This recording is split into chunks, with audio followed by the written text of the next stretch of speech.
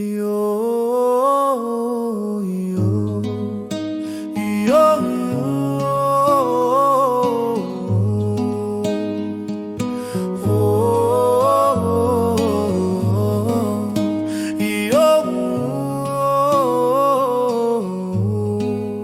No tribunal celeste, uma voz se ergueu. Não era aposta, era o plano do eterno. O acusador falou, mas o pai já sabia que a alma de Ova lustraria. Não olhe pro chão, olhe pro além. O sofrimento é o ticicum de quem faz o bem. Gilgul, mistério de dor e de amor, onde o justo floresce através do temor. E Ova é a árvore, o Etz que sustenta. Naranerhirei se eleva na grande tormenta. O que os olhos não veem, o Zohar traduz. A dor do passado se torna a luz.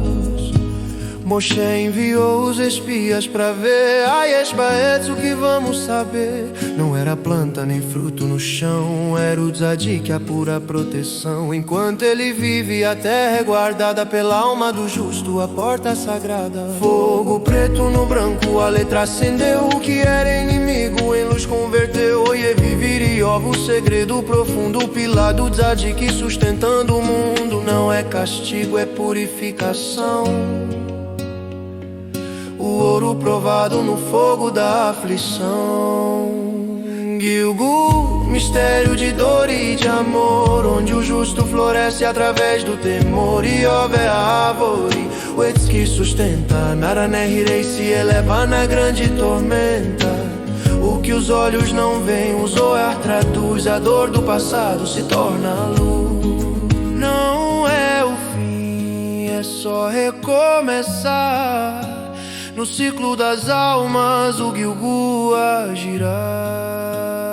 Iov, tzadik é só dolão.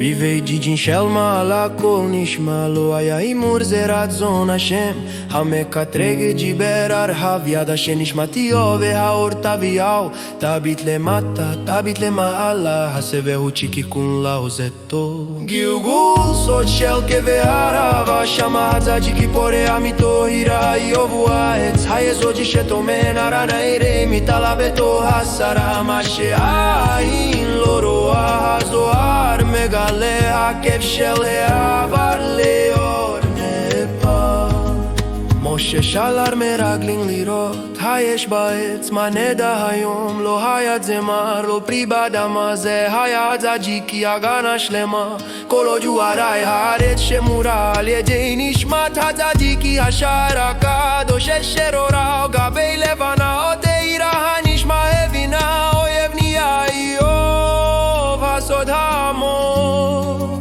עמוד הצדיקים הרזיק את העולם זה לא עונש זוהי טהורה זהב שנברם בשעת צרה גילגול סוד של כאבי הרבה שמה הצדיק פורע מתוהירה איוב הוא העץ היסודי שטומן הרנאירי מתעלה בתור השרה מה שהעין לא רואה הזוהר מגלה הכיף של העבר לאור נפל זה הטרלה במעגל הנשמות הגילגול סובב איוב איוב צדיק יסוד עולם איוב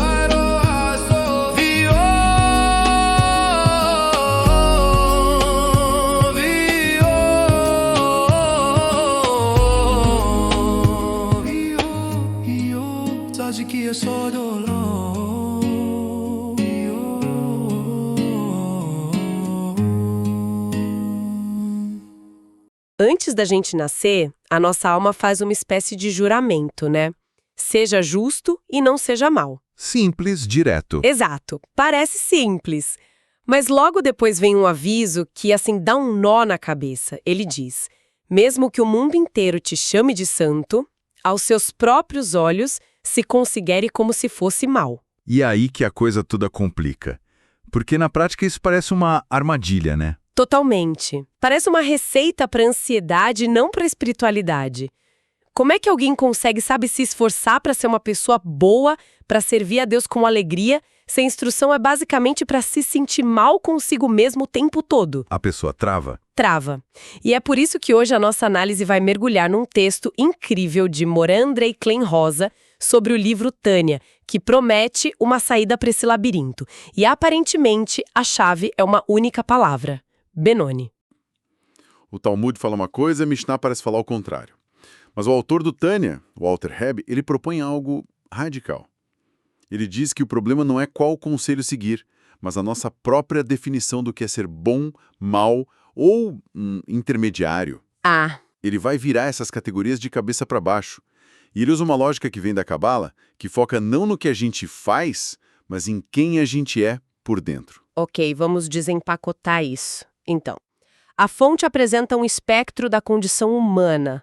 Fala de 5 categorias, né? Isso, 5. Nos extremos, a gente tem 2 tipos de justos e 2 tipos de maus. Tem o justo perfeito, que, assim, nem tem mais o desejo de fazer o mal. Guerra acabou para ele. Exato. E tem o justo imperfeito, que ainda tem esse desejo lá no fundo, mas, sabe, ele domina completamente. Uhum.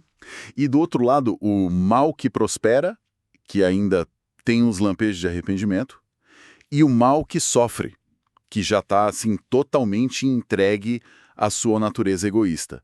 São os polos da nossa experiência. Mas a fonte deixa muito claro que o verdadeiro mistério, onde a maioria de nós provavelmente vive, e onde a ação de verdade acontece, está bem no meio. No centro, É a 5ª categoria, o Benoni. intermediário. E é aqui que a nossa intuição começa a falhar. Completamente. Porque a gente ouve intermediário e pensa o quê? Meio a meio. 50-50. Um pouco bom, um pouco mal. 50% de acerto, 50% de erros. E aí que a fonte joga uma bomba na nossa conversa com um exemplo que, nossa, muda tudo.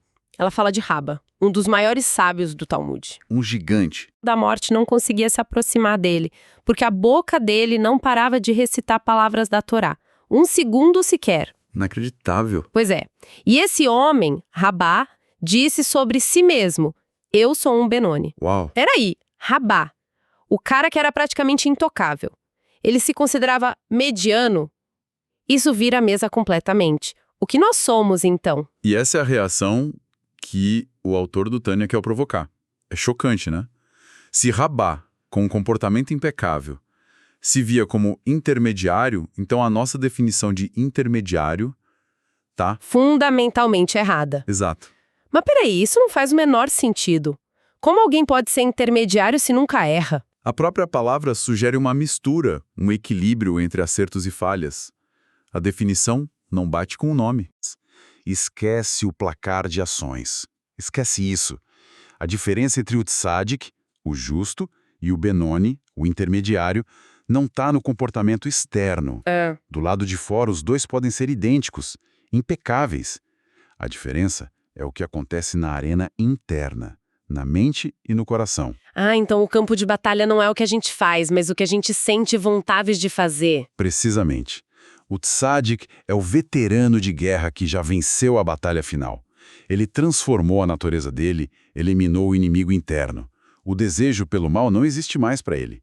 A guerra acabou. Entendi. O Benoni, por outro lado, ele é o soldado na linha de frente, no meio do combate mais intenso que se possa imaginar. 24 horas por dia. Uau. Por dentro, a cabeça dele está em chamas.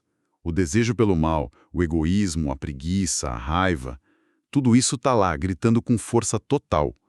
Mas, e aqui está o ponto crucial, ele nunca cede. Nunca. Nem em pensamento, nem em palavra, nem em ação.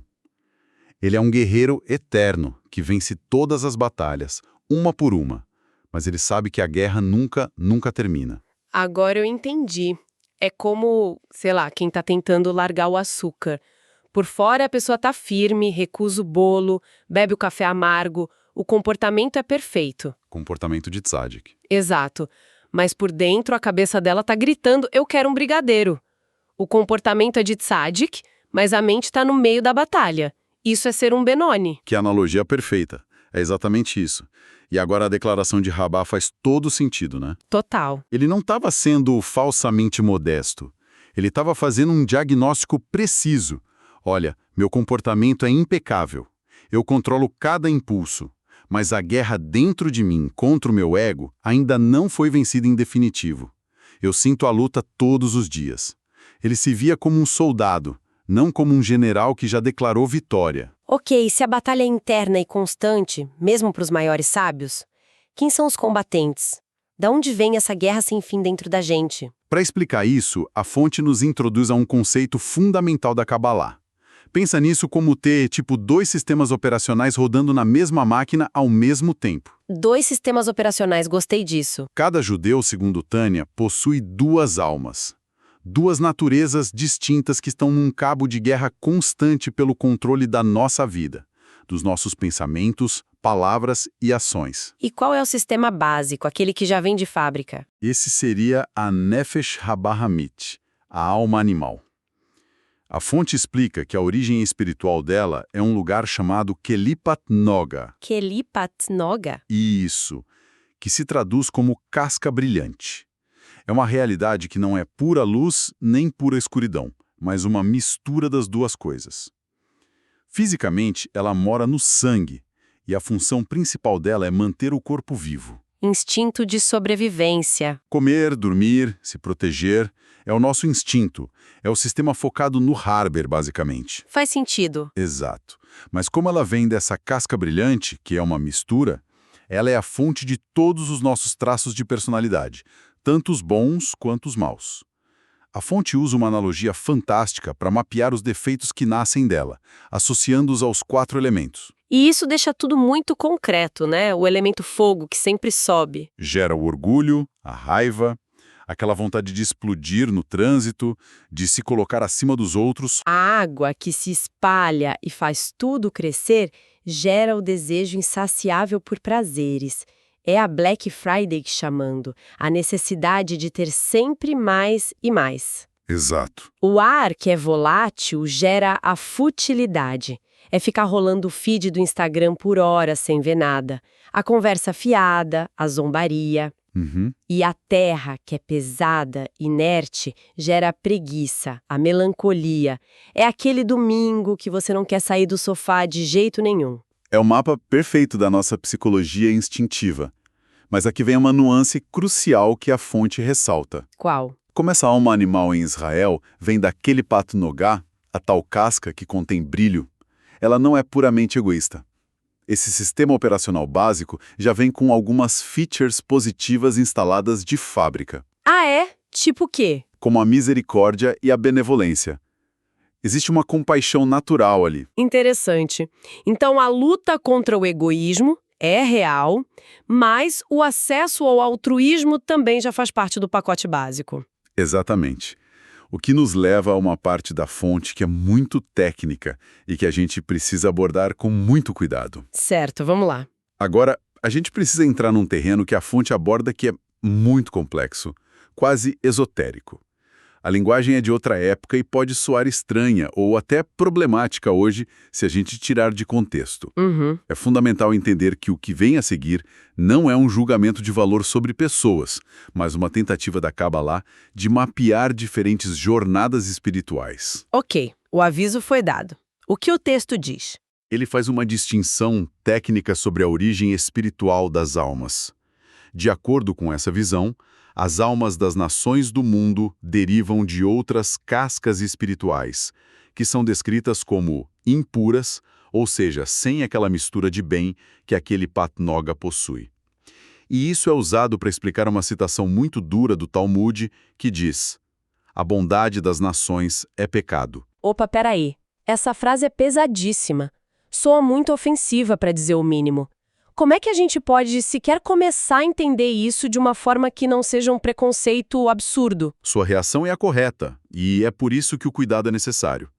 A fonte nos guia a interpretar isso não literalmente, mas espiritualmente, focando na motivação por trás da ação. Na motivação. A intenção não é, de forma alguma, invalidar um ato de bondade. Uma boa ação é uma boa ação, ponto final. A questão cabalística é sobre a raiz motivacional mais profunda, entende? Continue. A citação estaria sugerindo que, sem o processo de refinamento espiritual específico proposto pela Torá, até os atos mais nobres podem, em sua camada mais fundamental e inconsciente, estar enraizados no ego. Ah! Pode ser o desejo de ser visto como bom, o prazer de se sentir magnânimo, uma autoglorificação sutil. O sistema operacional delas, por assim dizer, não teria um acesso tão direto a um altruísmo completamente desinteressado. Ok, então a fonte não está dizendo que a ação de uma pessoa de fora é pecado. Está dizendo que, do ponto de vista cabalístico, a motivação pode ter raízes no ego, a menos que haja um trabalho espiritual específico. Exatamente. É uma distinção sobre o porquê interno, não sobre o que externo. Perfeito. É exatamente essa a distinção. Enquanto a alma de Israel, vindo da Kilipat Noga, tem essa batalha interna feroz que a gente descreveu no Benoni, mas também um acesso estrutural mais direto a essa bondade que transcende o ego. Não é uma hierarquia de valor, mas um mapa de diferentes desafios e ferramentas espirituais. Entendido. É um ponto complexo, mas a contextualização ajuda. Ok, depois de toda essa jornada, vamos voltar àquela instrução inicial que parecia uma armadilha. Considere-se mal. Agora, com esse mapa em mãos, a frase faz mais sentido. Faz todo sentido, mas de uma forma completamente nova. A lição principal que a fonte nos deixa é: a instrução nunca foi para se sentir deprimido ou sem valor. O objetivo é outro: evitar a arrogância espiritual, a ilusão de que chegamos lá. É um chamado ao realismo. Exato. O conselho "considere-se mal" é, na verdade, uma tradução imperfeita para algo como "não presuma que você é um tzadik". Em outras palavras, não acredite que você já venceu a guerra. Exatamente. O maior perigo para o Benoni que se comporta perfeitamente é começar a acreditar que ele é um tzadik.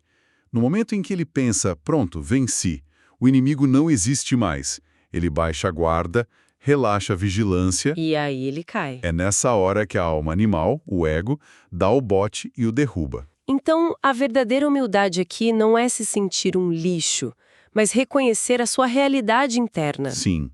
É agir externamente com a perfeição de um tzadik, mas saber com total clareza que a sua estrutura interna ainda é de um Benoni. É se ver como um soldado num campo de batalha ativo, e não como um veterano condecorado e aposentado. Essa consciência te mantém alerta, focado e engajado na missão da sua vida. O que nos leva a uma conclusão poderosa. Aquela luta interna, a tensão que a gente sente, a briga diária contra nossos impulsos, isso não é um sinal de fracasso ou de defeito espiritual. Pelo contrário, é a prova de que a alma está viva e no jogo. A ausência de luta pode significar duas coisas.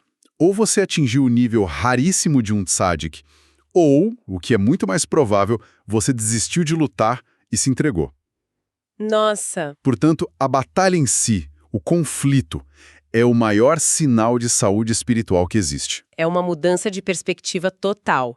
A luta não é um bug no sistema, é o programa rodando como deveria. A guerra interna não é o problema, é o propósito. Exatamente. E esta discussão nos deu um mapa detalhado da nossa alma animal, a fonte do nosso conflito.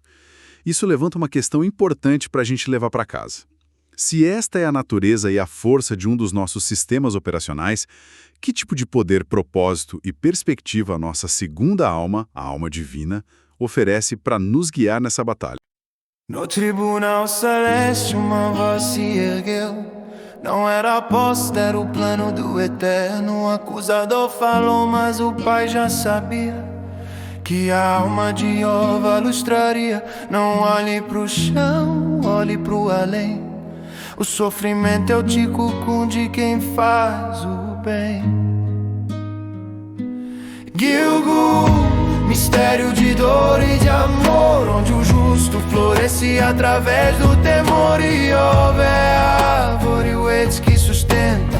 Naranerei se eleva na grande tormenta. O que os olhos não veem, os olhar traduz. A dor do passado se torna luz.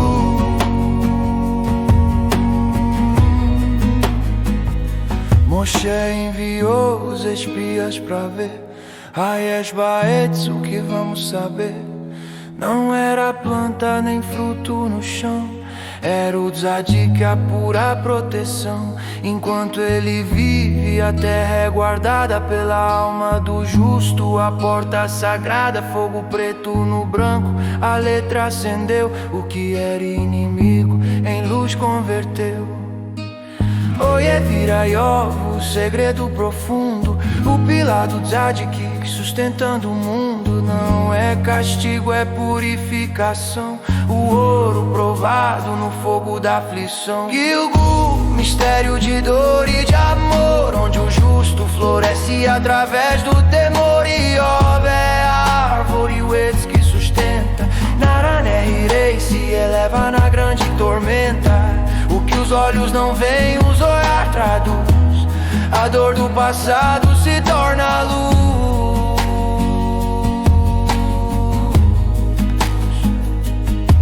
Não é o fim, é só recomeçar.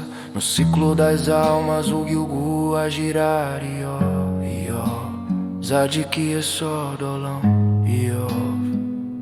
Bivei din shel, mahala konishma, lo haya himur, zeratzon Hashem המקטרג יתשיבר. הערבייה שנשמע תיוב והאור תביא אל תביט למטה, תביט למעלה, הסבל הוא תיקון לעוזתו. גילגול, סוד של כאבי אהבה, שמה הצד פורח מטוהרה. איוב הוא העץ האזוד שתומר, נרא נהרי מתעלה בתור הסערה. מה שהעין לא רואה, הזו המגלה, הכאב של עבר לב. אור נהפר, משה שלח מרגלים לראותה. יש בעץ, מה נדע היום, לא היה צמח, לא פרי באדמה. זה היה הצדיק, היא הגנה שלמה. כל עוד הוא היה הארץ שמורה, על ידי נשמת הצדיק, השער הקדוש. אשר אורה על גבי לבנה, האותירה, הנשמע הבינה, אויב נהיה איוב, הסוד העמוק. עמוד הצדיק מרזיק את העולם, זה לא נס, זוהי טהורה, זהב שנברם בשעת צרה. גילגול, סוד של כאבי אהבה, שמה הצדיק פורח מטוהרה. איוב הוא העץ האזוד שתומר, נרא נהרי מתעלה בתור הסערה. מה שהעין לא רואה, הזו המגלה, הכאב של עבר לב. אור נהפר,